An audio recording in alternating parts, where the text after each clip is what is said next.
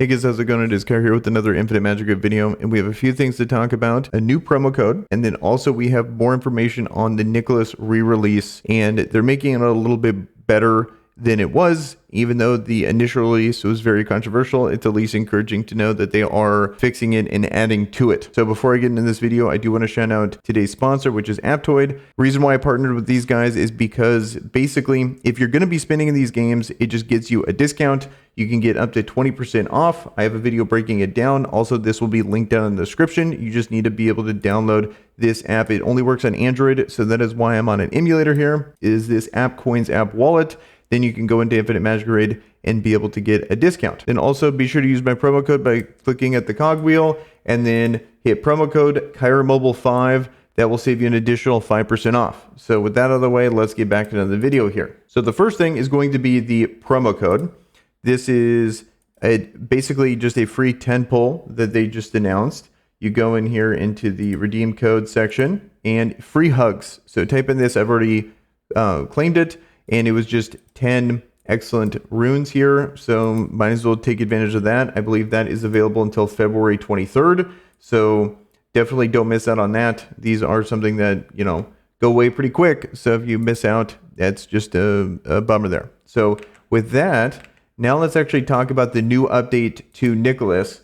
And how they're doing this is it's just typical, like on how they do their notes, where it's like, I can't show you this, but initially, and what was very controversial, is they're going to be doing a rate up banner. It was a forced rate up banner, and I believe they haven't announced the other heroes, but he was going to return in that forced banner, which I was hoping they were going to do this. There's a whole bunch of other ways that they could have gone about this, if based on what they said earlier, where they were trying to reintroduce him because other people are missing out on him. But the new information is not only is he getting a 10x rate up banner for forced heroes, but also they're going to be adding him into the trio match as a reward, which, if you guys are not familiar, this has been a pretty consistent thing that they've done for a lot of heroes, and they've moved away from this format. But here's an example of one of these events where you have these floors here, and usually I want to say it was about floor 11 is when you would actually get the guaranteed hero, maybe a little bit sooner than that, but this is kind of unprecedented because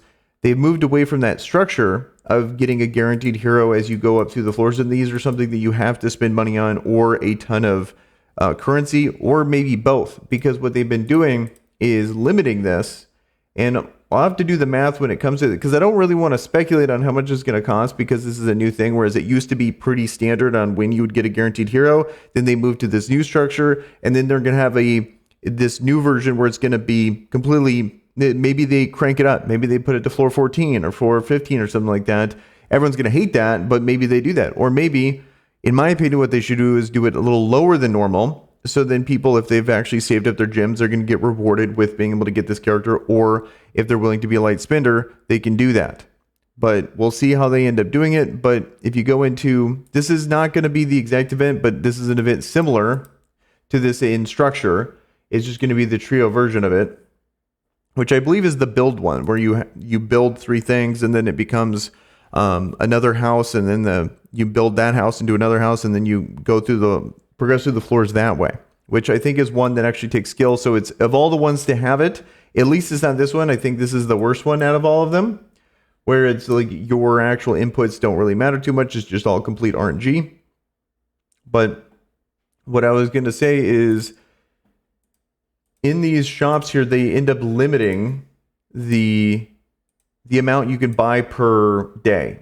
So this is limit 40, because I think the bigger the limit that they have for this, the more they realize that it's really not that good of a value. Whereas the one where you have dice and you're going through, that one I've tried it and I've maxed it per day just because I had a lot of gems saved, and it seemed pretty good value there to push that up. But mainly what I do in these is just go for the magic, the epic Phantom Dragon Eye, because the way I look at these here on floor 5, this epic Phantom Dragon Eye here, I just basically look at this as farming a legendary Dragon Eye. So I think these are really important to get and very difficult to get. So it's like them doing this, I would rather have one of these significantly easier to acquire than how it had it before, where they had the character way down here, and then you could get a guaranteed legendary, but you'd have to spend, like, I want to say about $100 on average. If it's more, definitely correct me down in the comments below. But it was something that I never even really did the math on because I never did it. I never cared. So at least now this one, because I think one of the major issues that I had with the Wish event is they're doing multiple Wish events before. And if people complain about that, like, that's unfortunately par for the course when it comes to these games. I'm not trying to justify it. I'm just saying that this is what the competition is doing, Raid Shadow Legends being the main one. So another company is only going to come up from a financial standpoint right up to the competition. Like, they're trying to give you an extra value proposition. They have faster patches. They have more quality of life features, but they're not going to completely change how this works because they have another company getting away with doing it like this, where you have a rate up event. And then what they do is they constantly use one event to entice you, but then they have another one that's a little bit better, and then another one that's a little bit better, because they want you to kind of, I guess, get tricked or maybe go with one event, but then get that FOMO or be like, oh man, this was the actual better deal. I should spend for this one because comparatively, that other one you thought was good, but this one's even better than that. So it's even more reason to want to spend. Then they're doing it again with Nicholas. So it's like right now we have an actual pretty good event where the guaranteed legendary is dropped. Whereas before that, we had the double legendary. So we're going double legendary into rate reduction into Nicholas. So all of those things in a row, good luck having, oh, and before that we had the guaranteed segment for 500. So good luck having enough shards, because all of those things are rare and very good. So it makes sense for people to be pretty frustrated that, they're saying that, oh, people didn't get a chance to get them prior.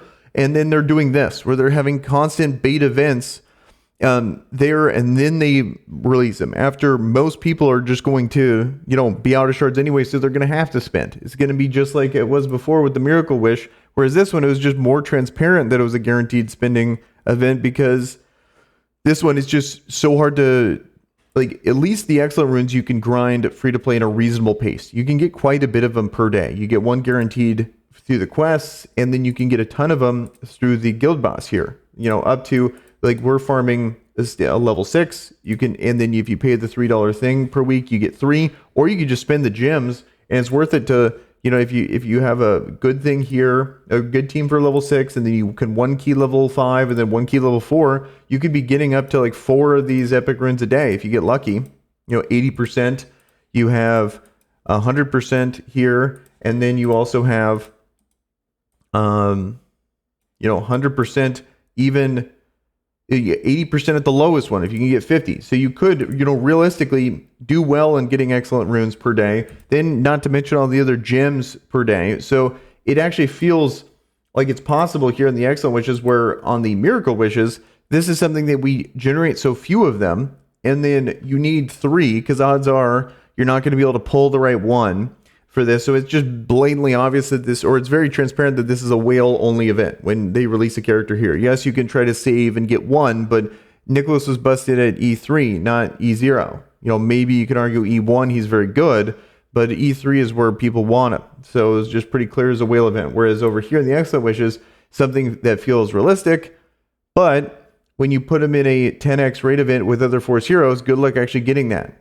You might have, like, let's say there's 100 legendaries and then 10 of them are Santa. That's still not very good odds. And then the other characters that are going to be with them are also 10x. So you're probably not going to be able to target him. Then you have on top of that, whereas other legendaries, you get them and you're happy with getting them because you can eventually down the line use a legendary Phantom Eye to be able to exclusive them. Whereas Nick, you need the dupe, so you need to really nail that RNG. It's way more like higher stakes for him. So it's, even with him being in this, it's really all going to come down to where they put him on this floor here, if it's actually good or bad, in my opinion. If people that have enough gems, like, I think if you can get him with gems, sure, that's good, but it depends. I guess it depends on how many gems. But if he's a money only character, that's going to be a problem. I think that's really frustrating. Before, I bet even the whales were mad, because like their whole announcement with this makes everyone mad, because it's the people that wheeled out for him thought that they were never going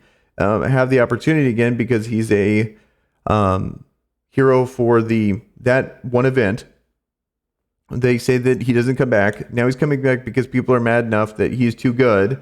Then whales that didn't get him or weren't willing to whale out for him that hard are going to be mad because they can't guarantee that they're going to get him, regardless of how much money they spent. You can have like 700 pulls, but because it's just a rate up, you might not actually get him, and they won't know if they can ever get him again. So it's going to be a double feels bad there.